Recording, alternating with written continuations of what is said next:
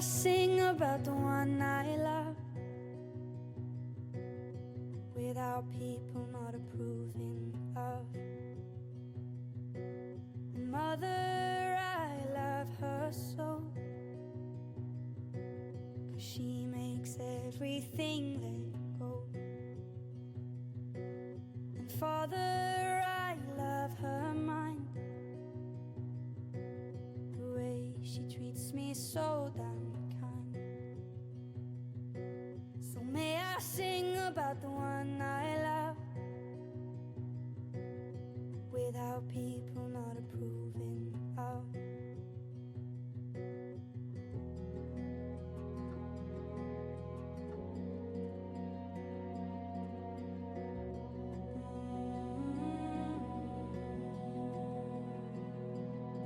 So may we sing about the ones we love.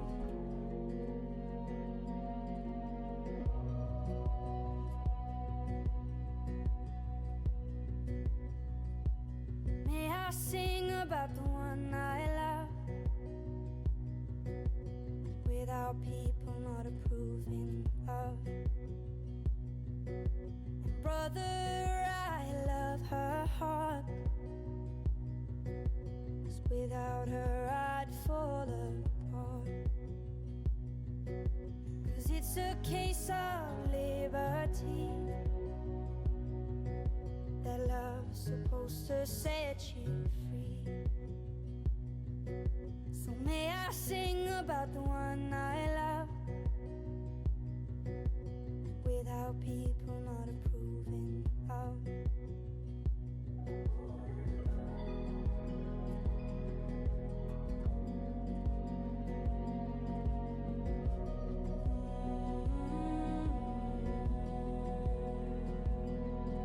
So may we sing about the ones we love without people not approving of? So may we sing about the ones we love without people not approving of? 'Cause I will have it no other way. So listen to me when I say I will sing about the one I love without people not approving of.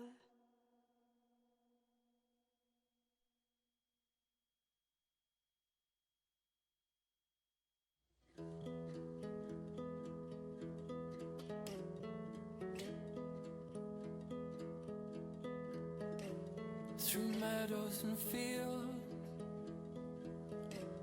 and streets I don't know, I have turned myself around so many times. Now I don't know where to go. To indigo seas under skies full of snow, traveling on unfamiliar roads, I never know where they go.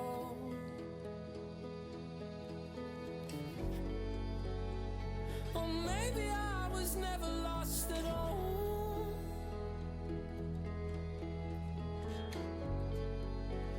I'm 1,000 miles from what I had before. It's only now I realize where I'm from.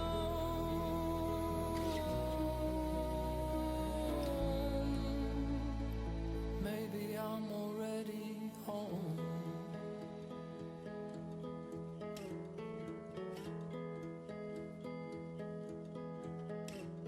In storms I was cold,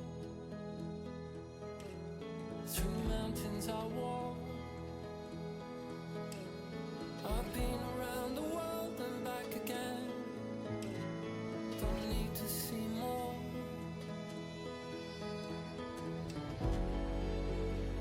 Or maybe I was never lost at all.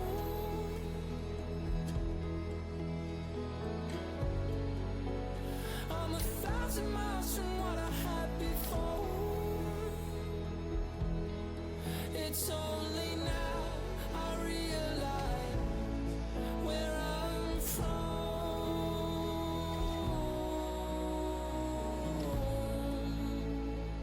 Maybe I'm already home. It's inside. Take it with me wherever the map may lead. I'll be where I have to be.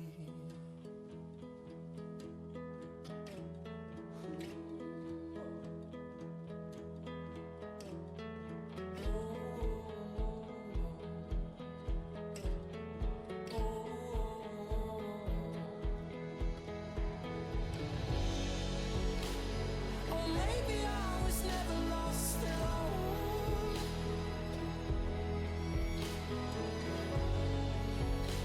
Understand so much from what I had before. It's only now I realize where I'm from.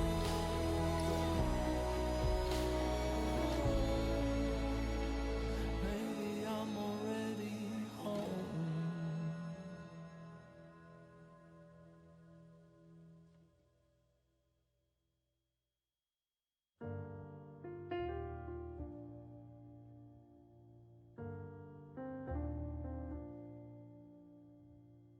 I stripped it down for your naked eyes, so you could understand and let me inside.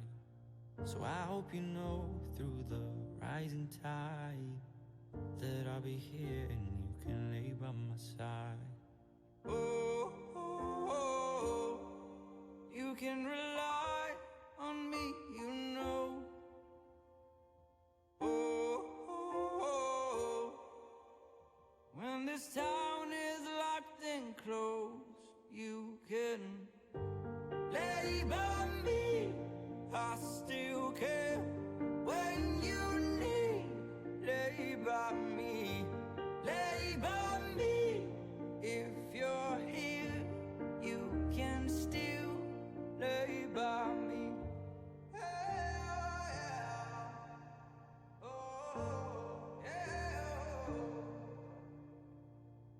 I know the places you go to hide. I've been in all those rooms, I know what that's like.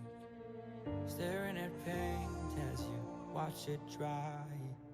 But don't forget your room is right next to mine, and you can lay by me if that is something you would need. Yeah, lay by me if you need. You can lay by me. I still care when you need. Lay by me, lay by me. If you're here, you can still lay by me, lay by me. I still care when you need. Lay by me, lay by me. If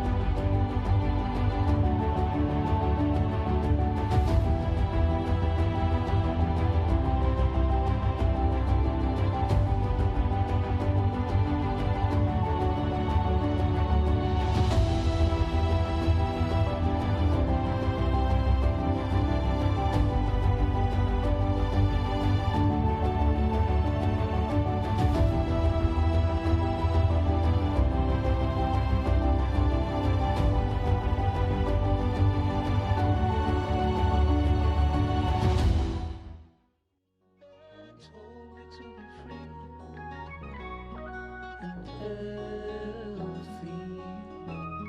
But she pushed me on the floor to teach me how to fall, to save me, to view the rest so close, feels deeper than the most.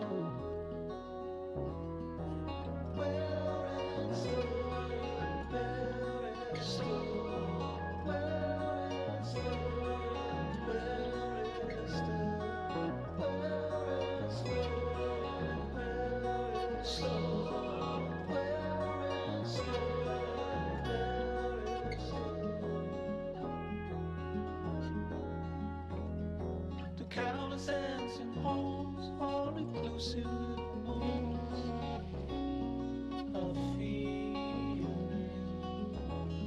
that the center is from them, and echoing from when the whole began. So consider this for now, the wisdom of the cow who's kneeling. Words are not the heart or the secret to the art of living. To view the rest so close feels deeper than the most.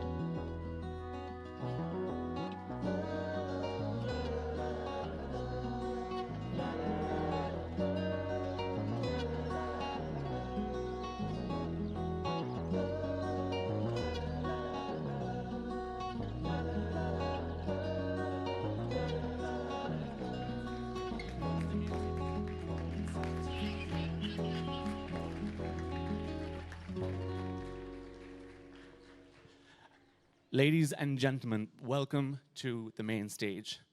For your safety, please take note of the emergency exits located on your left and right. In the event of an emergency, please follow the green man and you will be told to go through the ramps and down onto a safe area. Ladies and gentlemen, please welcome your hosts, Julian Benson and Jason Hopkins.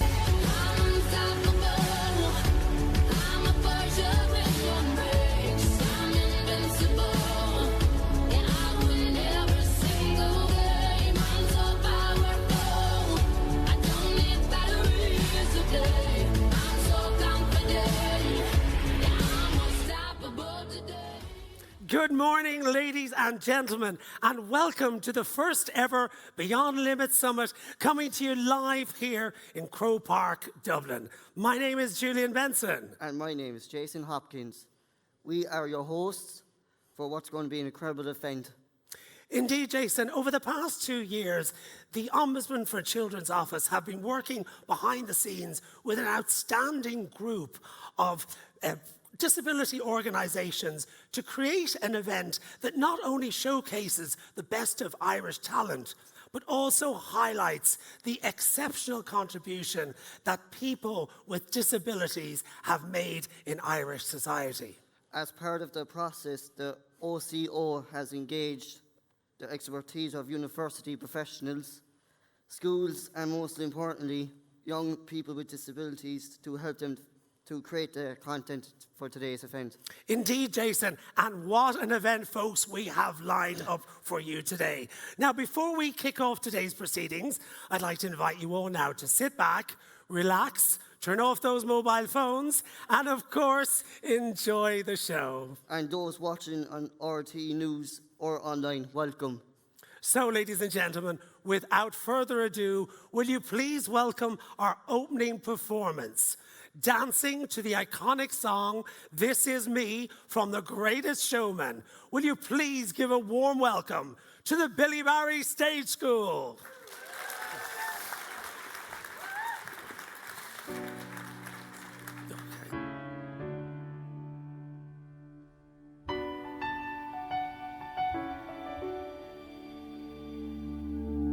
I am not a stranger to the dark. Hide away, they say, 'cause we don't want your broken part. I've learned to be ashamed of all my scars. Run away, they say, no one will love you as you are. But I won't let them break me down to dust. I know that there's a place for us, for we are glorious.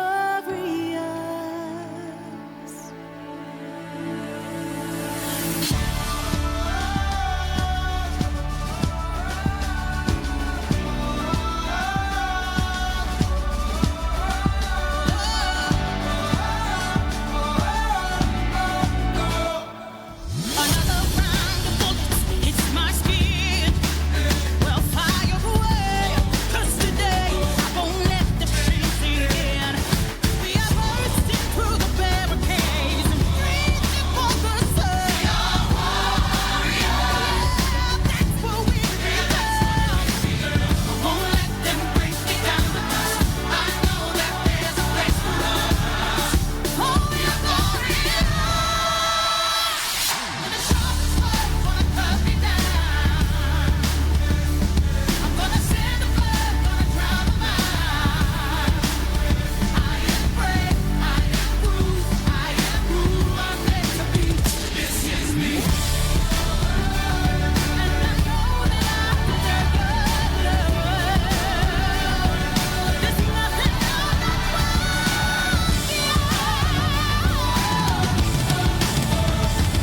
When the sharpest words wanna cut me down, I'm gonna send the blood, gonna drown the mind. This is brave, this is bruised, this is who I'm meant to be. This is me.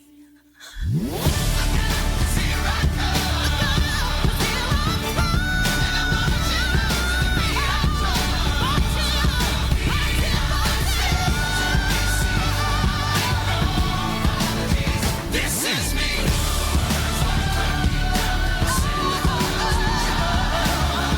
I'm gonna send the blood.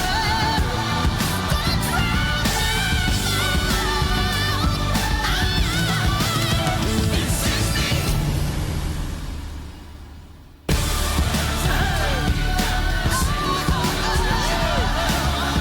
I'm gonna send the blood.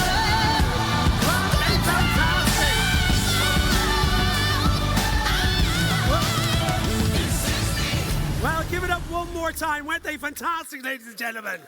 Absolutely.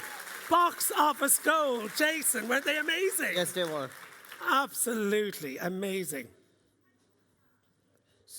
It certainly was, Julie. Now it is my honour to introduce our first speaker for today's event. Michael McKillop is a four-time Paralympic gold medalist. He has represented Ireland at 3 Paralympic Games. That includes Beijing, London and Rio. Indeed, he is also a 4-time world champion and 2-time European champion in the 800 and 1500 metres. Now, his talk today, he's going to talk to us about growing up as a young person with a disability and how he overcame many obstacles to achieve his phenomenal success. Please welcome Michael McKillop to the stage.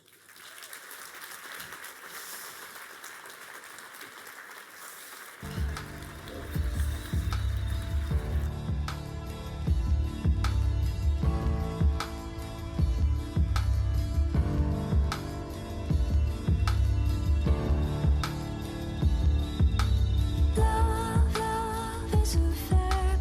Love is a doing word. Feel someone pray. Ladies and gentlemen, thank you for coming along to such an amazing event. I'm going to take you on a journey that started for me when I was born with a disability. I am from the northern part of Ireland, but I represent the island of Ireland. I was once branded the greatest Paralympic middle distance athlete ever. But to get to that point, it took a lot of hard work. Let's begin that journey.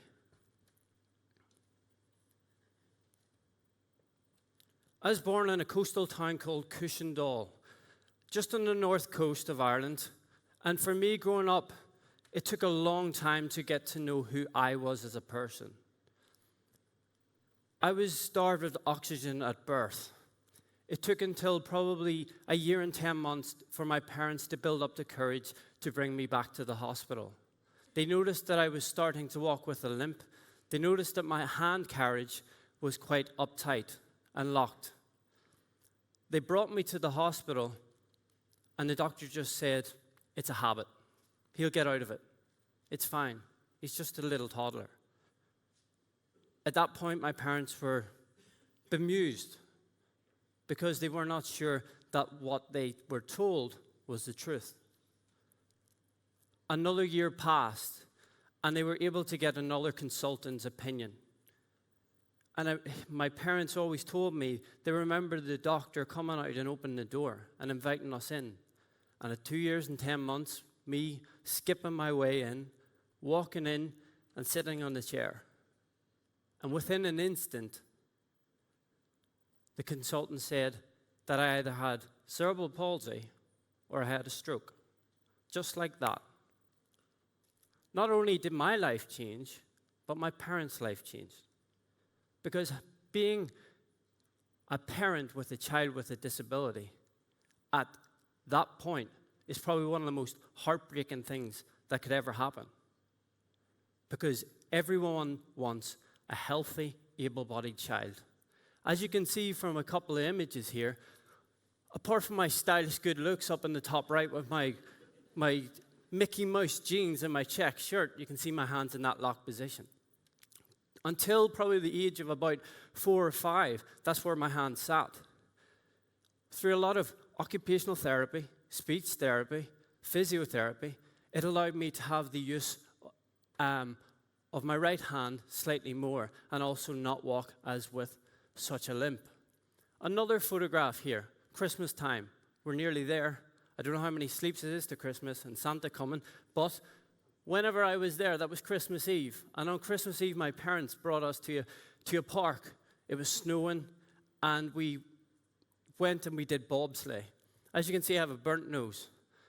We went down the hill, and I scooted underneath the car, burnt my nose. That is why you see me in the summer Paralympic Games, not the winter Paralympic Games, because I wasn't a very good bobslayer from an early age.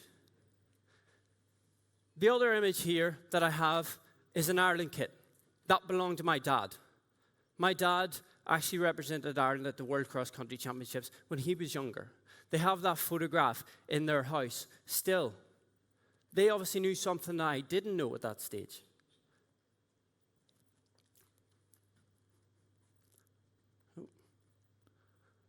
So I give you this quote, and read this quote into yourself. There are two primary choices in life: to accept the conditions as they exist, or accept the responsibility for changing them. Because we look around this room, and there's so many parents here that were in the same situation as my parents. They did not want a disabled child. They wanted the best for them. And it was through hard work, determination, passion, and belief that they gave the opportunity of their child to be as able as possible. Forget about the disabled. It's about the able, the ability to be the best person that you can be. Obviously, growing up with a disability, I stood out. I was physically disabled. And when you're physically disabled, everyone looks at you because you're different. At that young age, going into primary school, I not only struggled with my physical standing out, I struggled with my education. I had learning difficulties when I was a child. I couldn't do the same sums as everybody else. I had smaller sentences, I had smaller sums to do, but once again I stood out because there was the main class sentences and there was Michael Spellings. I felt special, but I don't know if that was a good thing at that time. But the one thing I loved was sport. My parents used sport as my physiotherapy. And with that, it gave me a chance to express myself in the best possible way. I took up athletics. I wanted to follow in the footsteps of my dad. This is an image here of me running at the Northern Ireland and Ulster cross-country championships for primary schools. It didn't matter I had a disability on that day. I was going up against the best kids in Ulster. If I had came across the line 5th and thought to myself, I was the first disabled kid, that's the best thing. No, that's not how I work. If I want to be the best, I want to come first. On that day, I came first. I beat every single person. And as you can see from the image here of my hand going in that locked position, even till this day, that's how my hand sits. I can ask my brain to keep my hand open. It stays open. But I ask my right hand, it goes still in that clawed position. The signal from my brain is still not getting to my right side, and that affects me. The image here of me getting my trophy, I was actually presented by a lady. Does anyone know who that lady is? This lady is very special, especially to Northern Ireland. This lady is called Lady Mary Peters. She won the first ever Olympic gold medal for Northern Ireland at the 1972 Olympic Games. For me, I just thought she was a slightly old lady. I was only 10 years of age, but little did I know how much of an input she was going to have of me in my future career.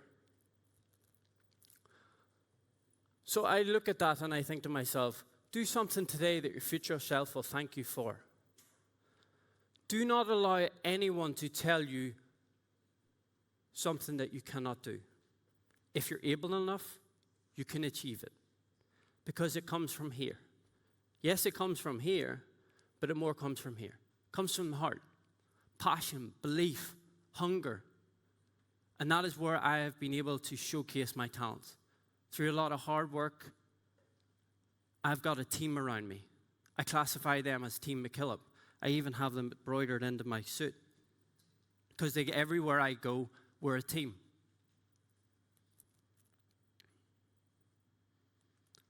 The next hurdle in my life came in 2004. My parents took me to sunny Wales. And when we were in sunny Wales, it was the last night. My parents were having a drink in the caravan. And everyone knows with the caravans, they're quite small. There's 6 people in my family at that time. And it was sunny Wales. And my parents were celebrating the fact that we didn't get kicked off this campsite. There wasn't very many injuries. And that we hadn't had very many arguments. And whenever that happened, all of a sudden, they heard a big, massive. They were like, what's that? And they ran in. And they seen that I'd fallen out of bed. But they noticed that my head was in a locked position between the bed and the bedside table. And my body started to move. What could have happened at that stage with my head in that locked position? I could have broken my neck. Could have severed my spinal cord. I remember my parents telling me they got the ambulance and they brought me to the hospital. In the back of the ambulance, I had a second seizure. They rushed me in and they checked my brain. They got a brain scan. And they showed that I have a cyst growing in my brain. A cyst that I will have in my brain for the rest of my life. At the age of 14, my life changed for probably the hardest part of my life, because I got diagnosed with epilepsy. And unfortunately, my epilepsy only happens in my sleep. So I now realize that I have to be on medication for the rest of my life. But if I could go to sleep and I might never wake up, I could be 6 feet under. So I not only have to now live with cerebral palsy, speech problems, education, and now have epilepsy. Could someone else not get something? Why does it always have to be me? But I think to myself, actually, do you know what? That's the best thing. Because someone gave me them conditions for a reason. I was meant to have them.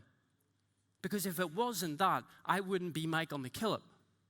I wouldn't be the person I am today, and I wouldn't be standing on this stage talking to you.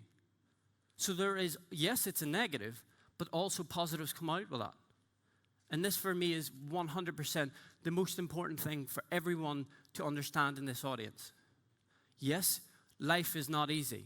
Yes, life is not straight road. There's hurdles in that path. And it's being able to find yourself around them hurdles, getting over them hurdles, grabbing through the thorn bushes, and realizing actually when you're out the other side, you realize actually, do you know the path I took? That's the best path because it was my path. No one else's. And that for me is the most important thing. 2006 came and I competed at my first World Championships. As a 16-year-old boy, the image I chose here is me with a gentleman in a yellow suit. He was twice my age at that time. I was going up against men with the same disability as me. I came second in that race. but I felt like I was better. I deserved better because I had trained so hard. I was a 16-year-old boy. I remember stropping. I remember getting my spikes when I came across the line second and threw them down on the ground and goes, this is so not fair. I wanted to win that race. My dad's my coach, and he said, do not dare do that again. Do not disrespect my sport like that. And I was kind of like, I kind of curled up in a wee ball and kind of said, oh, sorry. And he said, you've got 2 days to refocus. You got a world championship final in the 800 meters. 800 meters came, and this image here on the top hand corner is me in the final. And the gentleman in the yellow and blue is the world champion, world recorder, Paralympic champion. On that day, I won my first world title, age 16. This guy didn't race against me until London 2012. So I obviously pissed him off big time at the fact that he got beaten by a kid. Does anyone know who I am alongside in the bottom image? This guy is called Jason Smith. Not only is he one of my teammates, he's one of my best friends. Since that day, we won our first world titles together. This guy is the fastest Paralympian on this planet. He can run 100 meters in 10.2 seconds. For me, he is an inspiration to me. I learn from him. And this is what life's about, learning from one another. Not every single person is perfect. Everyone has positives and negatives, and this is where we all learn from one another. I went to my first Paralympic Games in 2008, and I ran in front of 91,000 people. With that, I became the first ever person with my disability to break the 2-minute barrier for the 800 meters. I created history. This image here on the right-hand side is me embracing my dad, and you wouldn't believe with 150 meters to go, he shouted, "Run, Michael, run," and I heard it in front of 91,000 people. It wasn't about the arm carriage, it wasn't about the drive the knees. It was his son winning the biggest championships ever. I still get emotional thinking about it today. So I just want to leave you with a quote. If you believe, you will achieve. Do not allow any single person to tell you something that you can do. It comes from here, and it comes from here. Thank you very much. Gentlemen, well, ladies and gentlemen, I'm sure you'll agree, ladies and gentlemen, what an inspirational speaker. Michael, if we could only take a little nugget of his magic, and that quote, believe and you will achieve, it's something that I really believe in. So thank you again, Michael. Fantastic speech. So ladies and gentlemen, it's now time to introduce you today to our first young speaker, Grace Murphy. Now, Grace is from Dublin, and she's going to speak to us today about growing up as a young woman with a disability. Please welcome to the stage, Grace.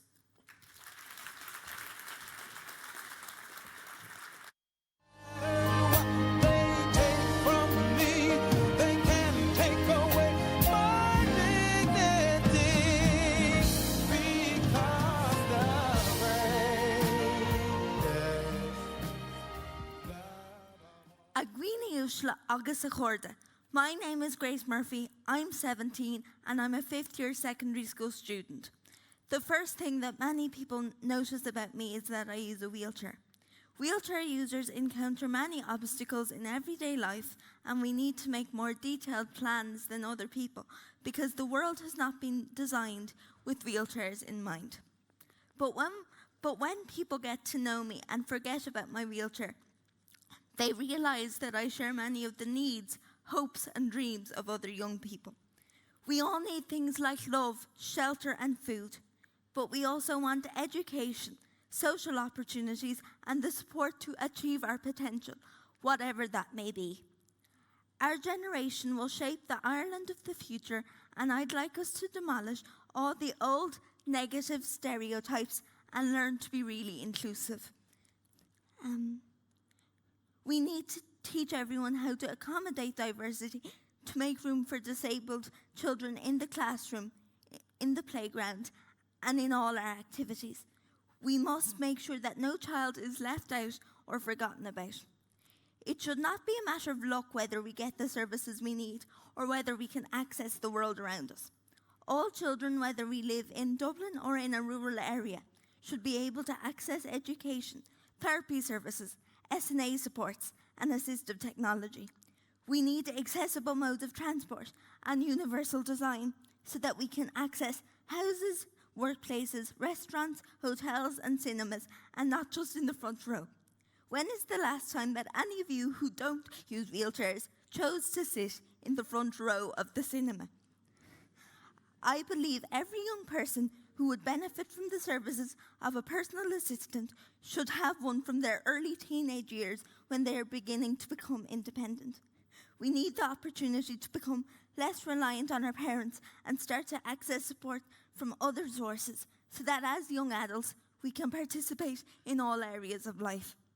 For example, university campuses in Ireland have fabulous facilities and adapted accommodation for disabled students, but we can only avail of these if we get the necessary supports from the government and the HSE. In my case, I will need personal assistant services to help me in the evenings and overnight. At present, I cannot be confident of being granted this support. Like others before me, I will have to apply and argue and hope.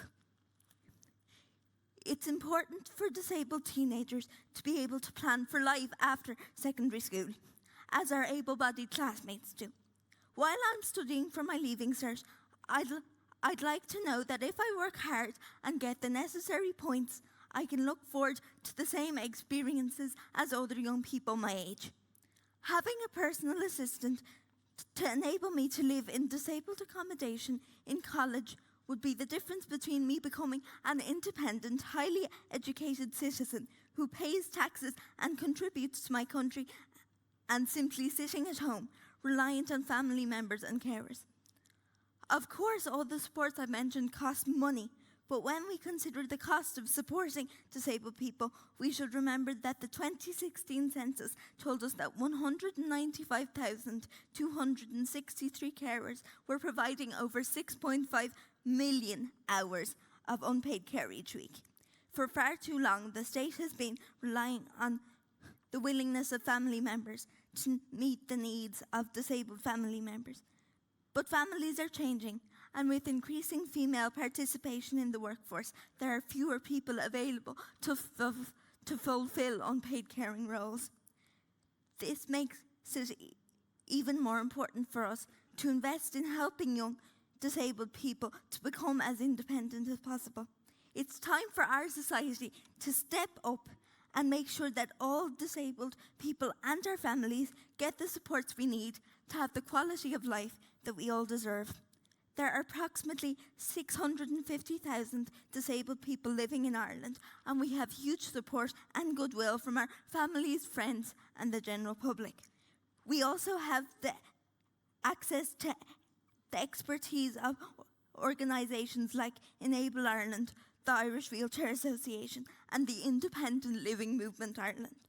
Together we can make this the best country in the world for disabled people to live in.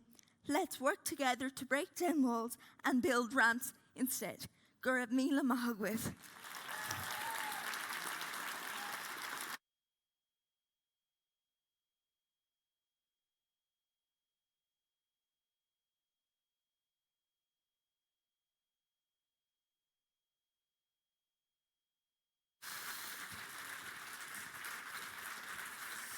Well, ladies and gentlemen, will you please give your hands one more time for Grace Murphy? Wasn't she absolutely inspirational? A great, great speech. Well done, Grace. Thank you very much for joining us today. So, ladies and gentlemen, we're now going to move on to our first panel discussion. So we're just going to set up the chairs and get our little session ready. But in the meantime, let me tell you a little bit about the process. So as part of the process, the Ombudsman for Children's Office called on the help and support of a diverse group of young people with disabilities to get their thoughts and ideas as to what they would like us to discuss here on the panel today. As part of the topic they choose for this particular session includes family, relationships, and community. So, to discuss these topics in more detail with us, ladies and gentlemen, will you please welcome to the stage Shane Finn, Fergus Finlay, and of course, Patricia Messenger.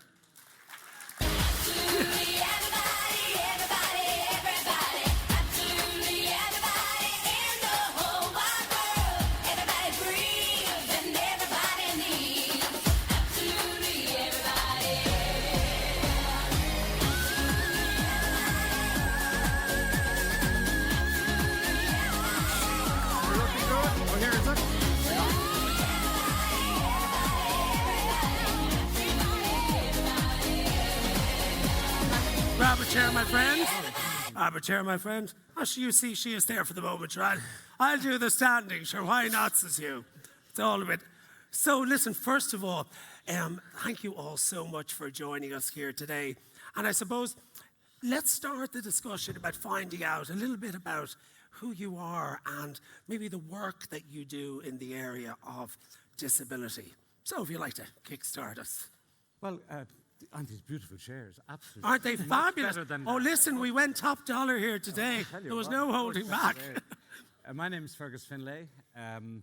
Years ago, many years ago, I was involved in the campaign to bring the Special Olympic World Games to Ireland. It was the first time it had ever been held outside the United States, and I think many of us will remember it as a fantastic event. I became chair of Special Olympics after that. I'm now chair of an organization called Lakers, which is a club with 400 members, all of them with an intellectual disability in Bray.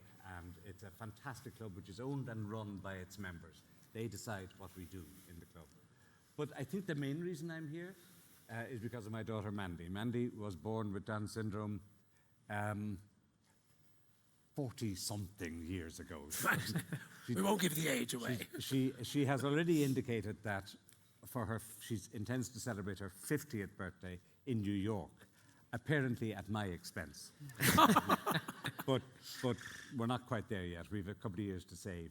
Mandy is a tough, independent, resourceful, willful, stubborn woman who lives independently and who has coped with all of the things that Down syndrome brings with it.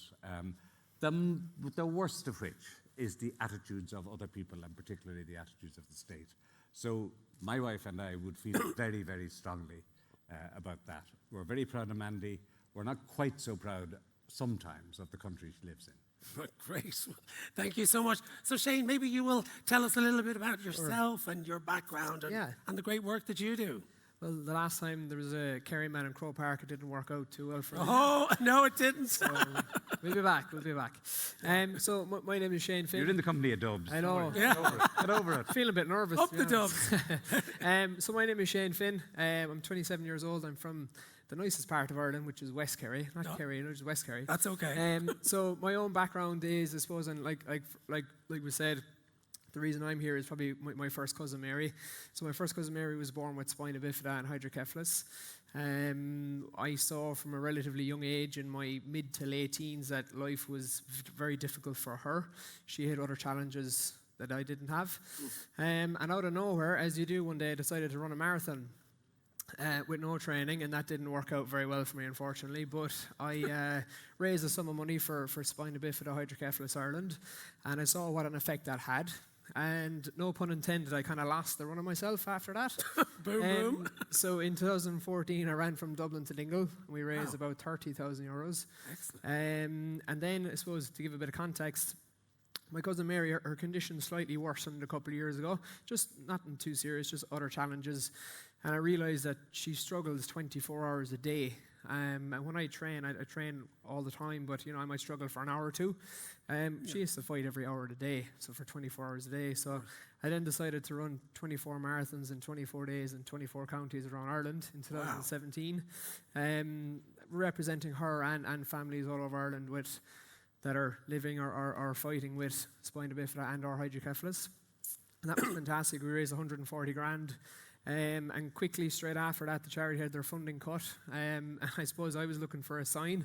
And my cousin Mary always wanted to go to New York. So maybe we can do a double trip on your You raise expense. the funds. You raise the funds. There you go. Oh, sure. I'll be there. So We'll do the next one with you. I was actually in the US at the time when I got the news, and I was like, that's it, that's a sign from somebody somewhere. And I just recently finished cycling and running across the whole continent of America. Wow. For SBHI as well. So my connection with my cousin Mary is very close. She's probably one of my closest friends. She's a massive role model to me. And yeah, that's how I've kind of started on this ultra endurance life. So Absolutely it's amazing. interesting Wow. background. What a story and a lot of work going on there. Wow, Yeah, well thank you very done. much. Absolutely. I mean, it just gets better, ladies and gentlemen. So, Patricia, please Tell us all about yourself and your Can I just say I'm tired just listening? I know, I just say, how do we follow that, says you, Patricia?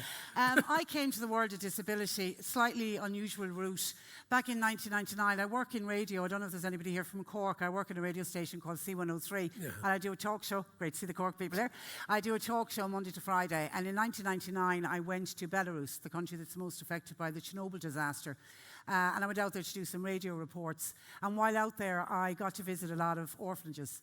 And I got to see children with disabilities from mild to moderate to severe, living in just atrocious conditions. And I met many, hundreds of children, and one little girl stuck out. She was a little girl who was standing in a corner, and she turned out to be deaf-blind. She was the tiniest little thing. And she stood in the corner because we were giving out sweets to the other kids, and the room got very noisy and people moving around. And she was afraid that someone was going to hit into her. So she had developed this skill to work out where the corner was of the room. And then she would stand facing the corner so that if somebody bumped into her, she'd only have to fall that much forward. And I just thought, my God, how clever of her to do it.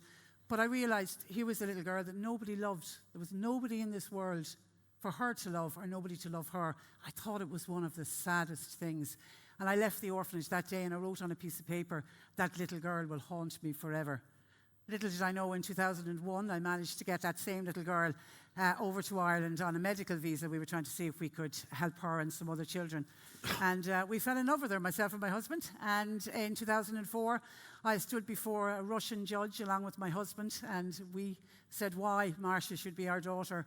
And suddenly we became the very proud parents of a little deaf-blind girl who has brought so much joy and happiness to our lives. But I remember that day when I stood in that courthouse, I promised this little girl the sun, moon and stars.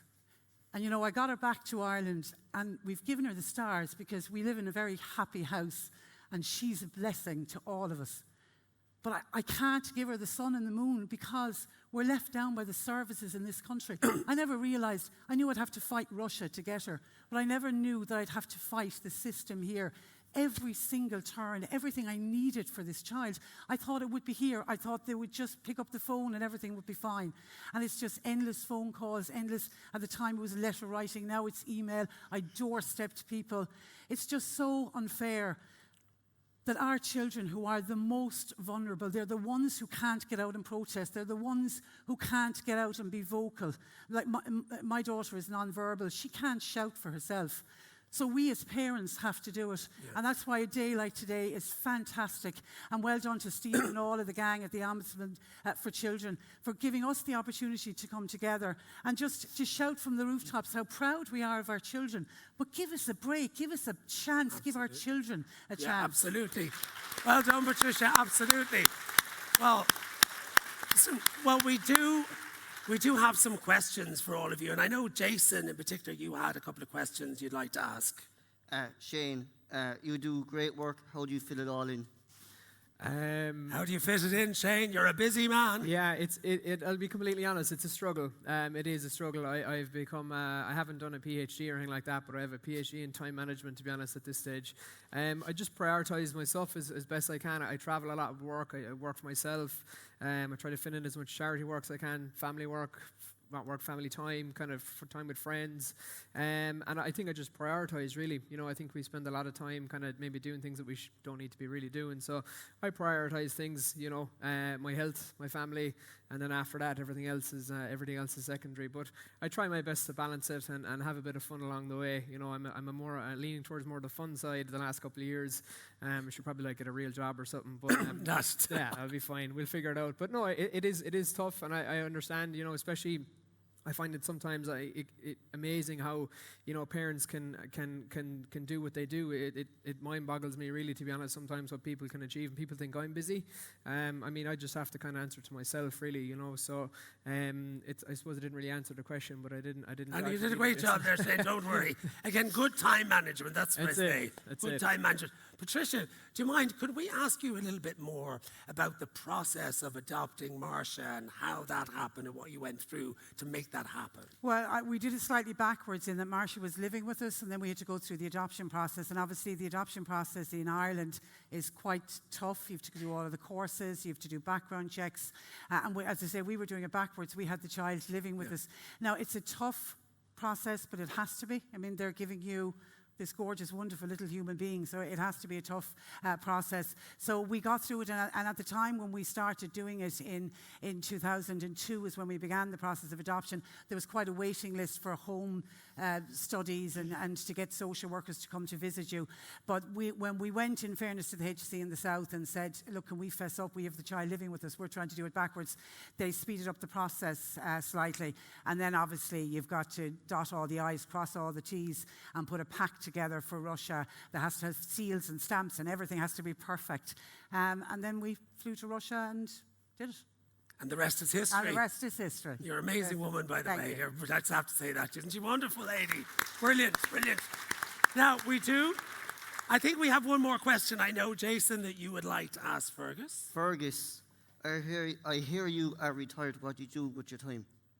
Well, What now, do you do? For 15 years, I worked in an organisation called Bernardo's, which is an organisation that works with children whose lives are affected by all forms of disadvantage. And one of the things we discovered is we all have hills to climb in our lives. All of us have hills to climb.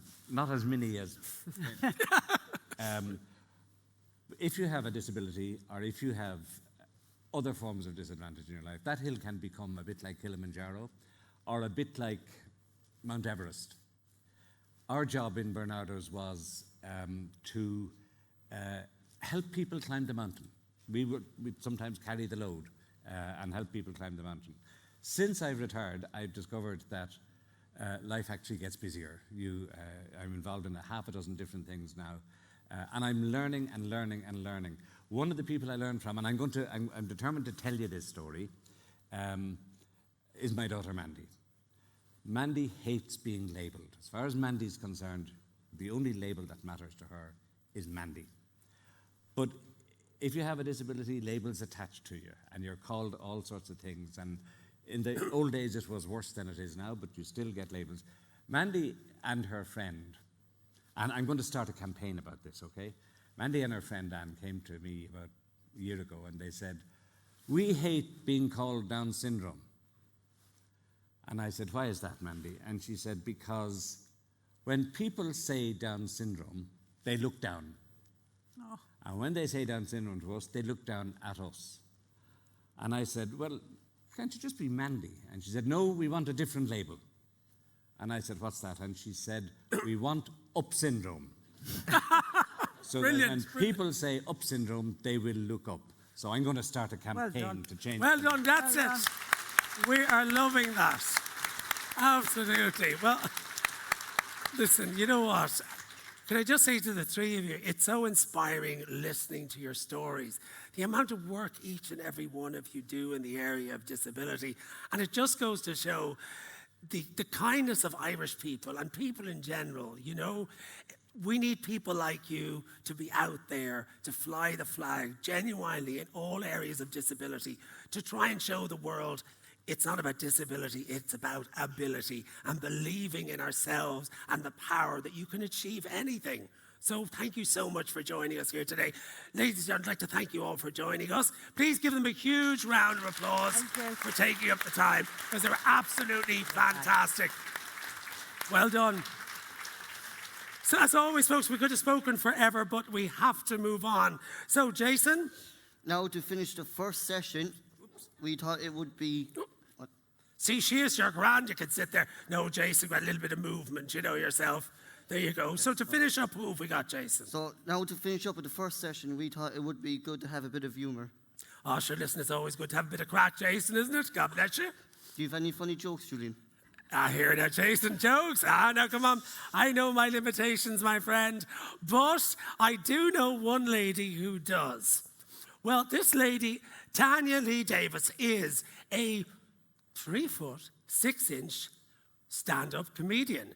She has traveled the world, ladies and gentlemen. She has performed at comedy festivals throughout North America, the UK, wherever she goes, she enlightens, she entertains, she puts that razzmatazz into her performance. We're absolutely delighted that she's joined us here today. So will you please give a real big, warm welcome to Tanya Lee Davis.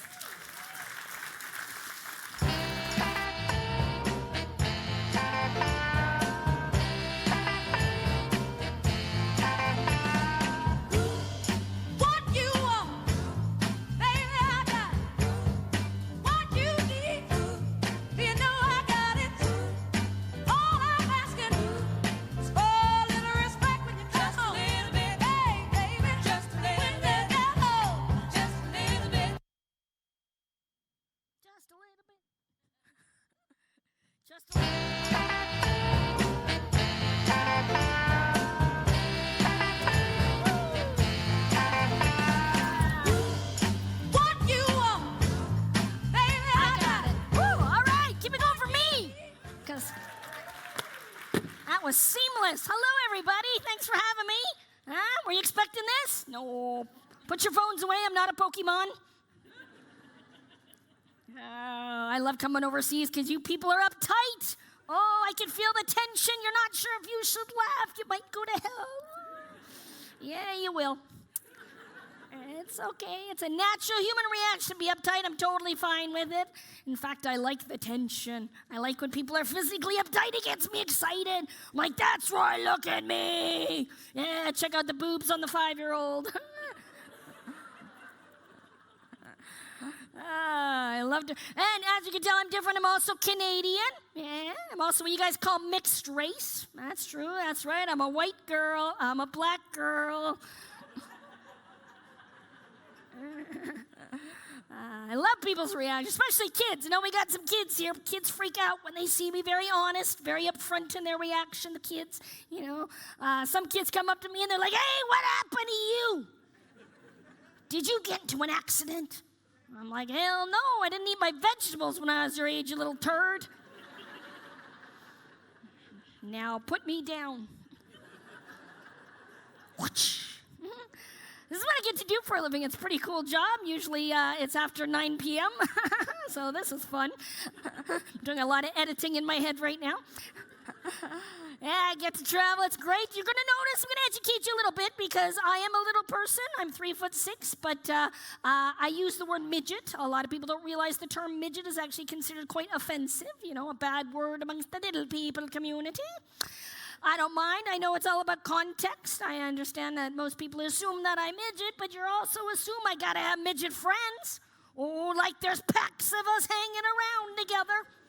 Little scooter gangs of midgets just touring the city. Woo! Power to the pygmies.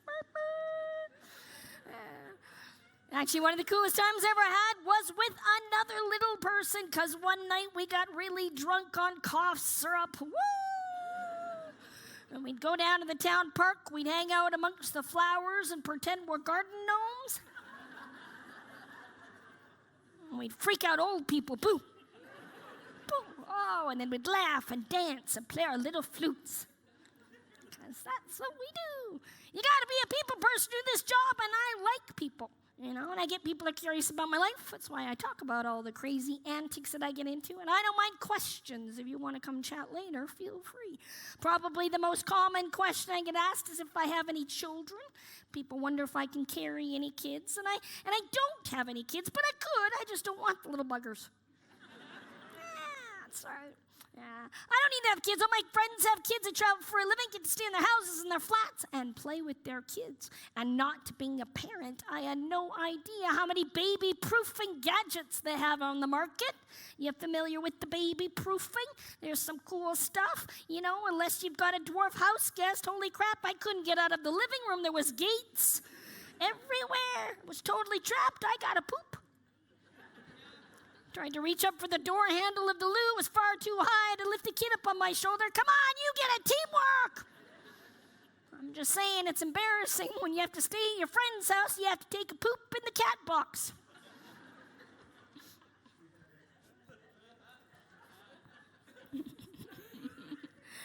So I get to travel all around the world doing this job. It's been an amazing couple of years. I got to do a tour in Japan. That was exciting. I'm huge in Japan. I was actually in Japan. I was doing a tour of U.S. Marine bases. And when you are in Japan, you are on a U.S. Marine base, you are considered on U.S. soil.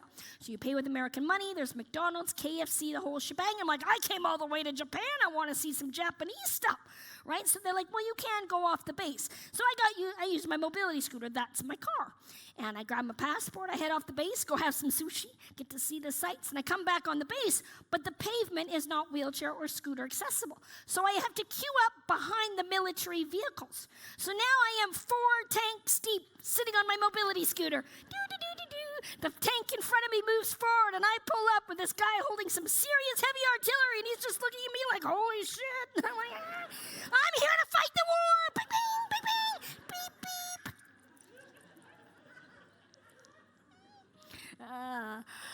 The last time I was in Ireland, I got to do something on my bucket list, which was very exciting. I went on a hot air balloon ride, and I've seen hot air balloon rides from a distance, right? But when you're underneath them, very exciting. You know, I had the most spectacular view of the inside of a basket. Shoot, 200 quid, you said. Are we in the air? Fabulous. Love to travel. I was in Australia a couple of years ago now. If you haven't been there, I recommend it. People will warn you if you're headed to Australia. Be careful. There's a lot of big poisonous spiders, and there are. I'm just a little ticked off that nobody told me about the reptiles. Because there I was. I had my backpack on. I'm trudging through the rainforest, and a goanna ran across my path. If you don't know what a goanna is, it's a big lizard. Yes, they grow up to 6 feet long. They have razor sharp teeth and claws, and they prey on birds, snakes, and small mammals. At a Jurassic Park moment, I was like, holy crap, thank God I've got arms like a T-Rex. Because it's going down.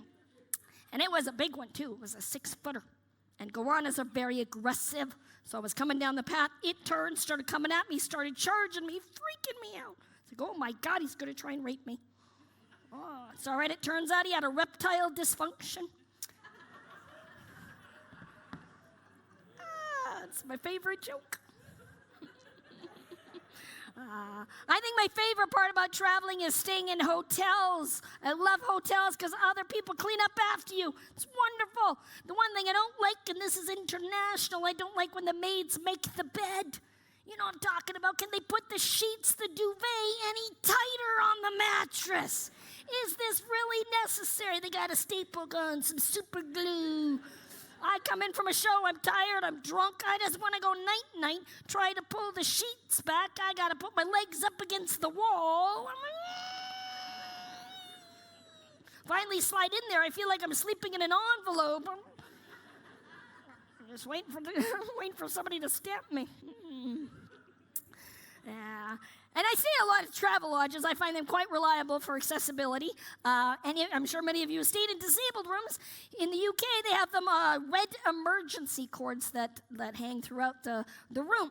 And when I'm in the shower, I sit on my step stool. So the other day, I was in the shower, bent over to grab my shampoo, and when I sat back up, a red cord got lodged in my ass crack. I'm like, ooh, my butt's never been cleaner. It was alarming. This is great. So I'm getting old. I feel like there's a lot of young people here, and I'm feeling kind of old now. Got a birthday next month. It's, getting old. I don't feel old. That's the thing. I'm in my late 40s, and hopefully I don't look my age, because clearly I don't act my age, but your body does tell you different.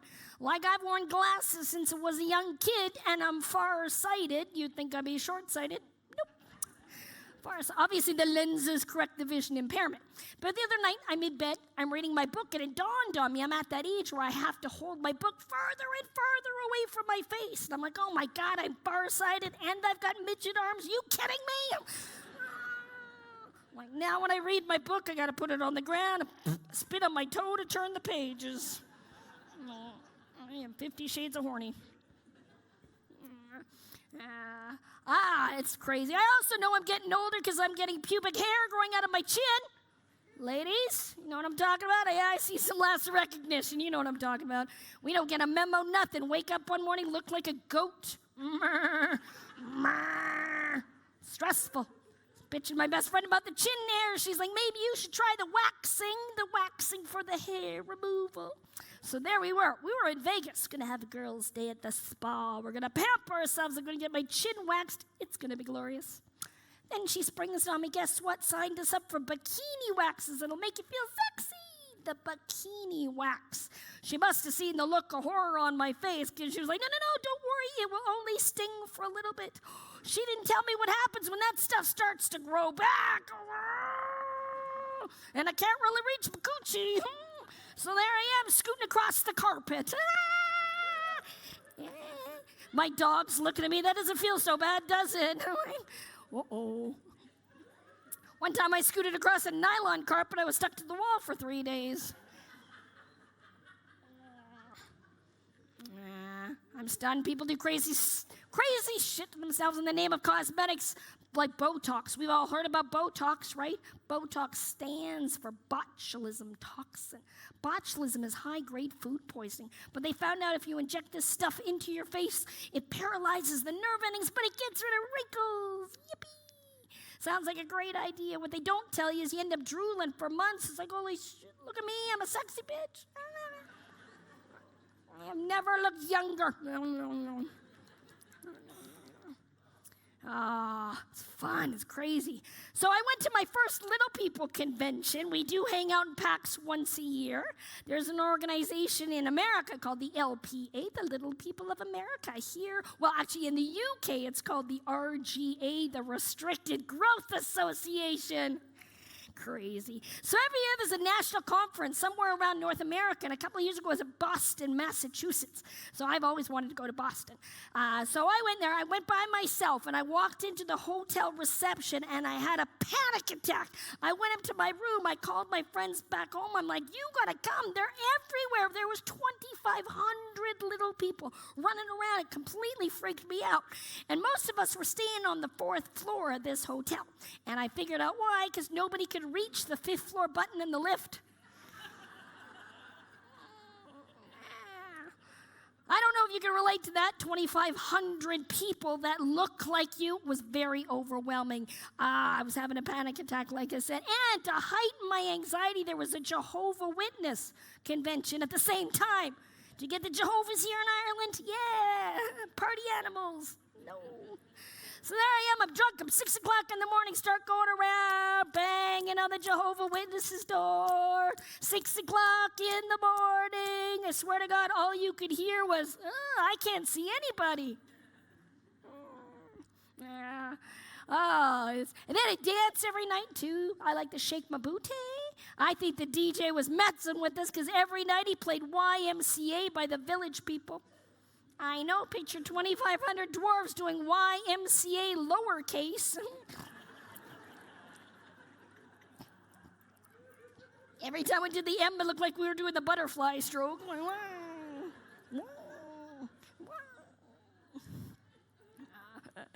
Oh, I had an incident the other day. I was on my scooter. I was at the shopping mall, and I bought some cute tops. Oh, yes, I did. I paid for my tops, too, and I hooked my purchases on the handlebars of my scooter, and I exited the store. And as I exited, I went through the security alarm, and it went off. Sometimes that happens with my mobility scooter. I know I paid for my purchases, so I headed off through the mall, and a couple of minutes later, I hear footsteps and a bit of shouting, and I stop, and my sales lady comes running in front of my scooter like this, and I went, but you know I paid for my stuff. She said, I know you did, but turn around. Apparently, I had caught an entire rack of clothing on the back of my scooter, and I was dragging it through the shopping mall. Oh, I'm like, that is awesome, man. Why couldn't that happen at Ann Summers? Darn it. I love shopping, too, but, I found some stuff I liked the other day. I go into the fitting room, close the fitting room door, and where does the bottom of the door come to? Here. There I am, got my big white bootay hanging out to all the customers. Hey, my milkshake brings all the boys to the yard. Do you guys have Primark out here? You guys do Primark? Yeah, that's a great store. I love that store because everybody throws everything on the floor. It makes my life so much easier. We're like, woo! Wee! Well, this is great. You guys are fantastic. And I live in Norwich, England. Now, I'm from Canada originally. I've been living in the UK for 3 years, but I've been working there for 16 years. The reason why I moved to the middle of nowhere, Norwich, is because I'm actually on the board of directors of an anti-bullying campaign called Great As You Are. That's GR number 8, As You Are, text speech. So if anybody, and we have a lot of young people and a lot of people in the education system, our program is going to be going national in the UK, but it's fantastic if you want to check it out. Also, I am sort of the lead, I guess, of the Scooter Girl campaign. If you want to go down the rabbit hole of the internet and check out Ginger Dwarf and Mobility Scooters, you'll be there for days because I've had a lot of issues on the trains because trains are not considered wheelchairs in the UK, so people like me get discriminated quite a bit. So I've had some rather public incidents that have now kind of gone viral. So if you want to check that out, show some support, that would be amazing. Before I go, I do talk about body image in my show, and I do believe in this day and age, everybody can be sexy. You just gotta find it and bring it out, pull it out, whip it up, buff it, spray paint it orange if you're British. I feel slightly deceptive because I know I got big boobs for somebody my size. It's just an illusion. It's good news, ladies. I got a bra that's out on the market that actually gathers the fat from your back and pushes it all forward. This is what back fat looks like, fellas. Yeah, I'm telling you, it works too because this tattoo used to be on my shoulder. Thanks a lot, you guys. Enjoy the rest of the afternoon. I'm Tanya Lee Davis. Thank you.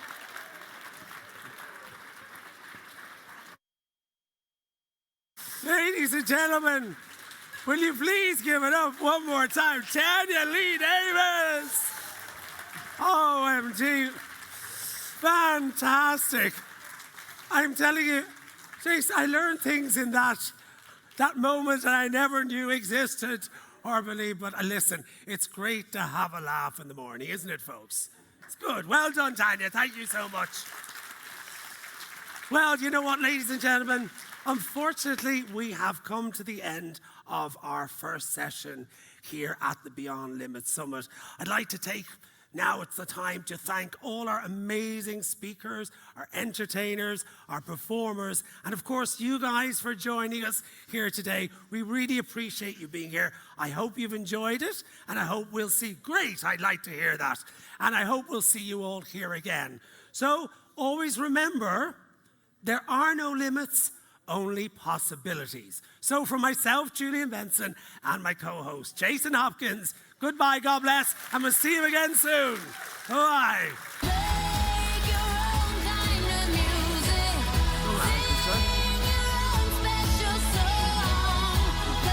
Please make your way to the exit on the left-hand side. Please make your way to the exit on your left-hand side. Please make your way to the exit on the left-hand side. Please make your way to the exit on the left-hand side as we now need to prepare for our second session.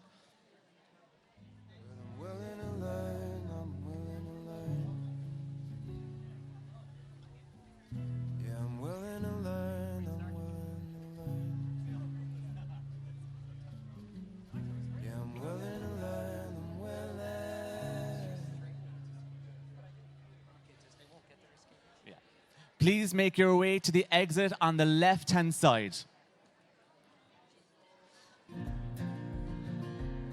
Please begin to make your exit on the left-hand side as we now need to fill the main stage for session 2. Thank you.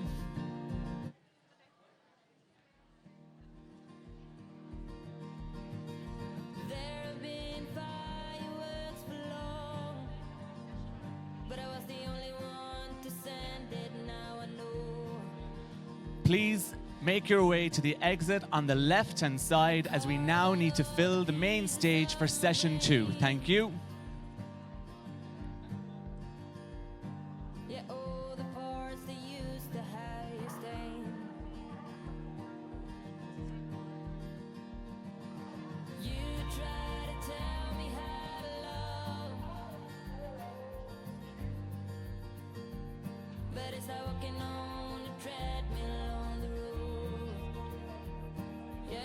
Please make your way to the exit on the left-hand side as we now need to fill the main stage for session 2.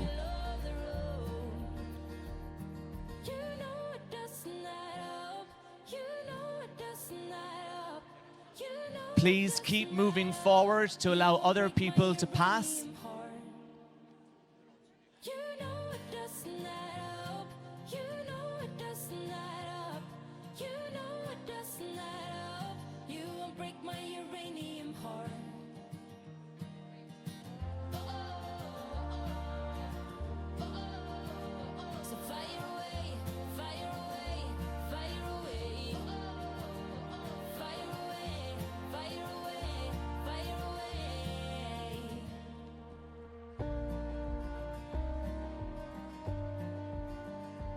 Please make your way to the exit on the left-hand side as we now need to fill the main stage area for session 2.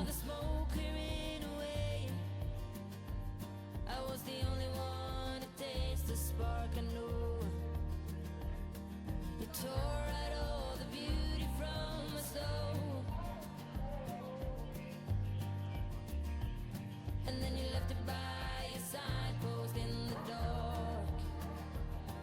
Please make your way to the exit on the left-hand side as we now need to fill the stage for session 2.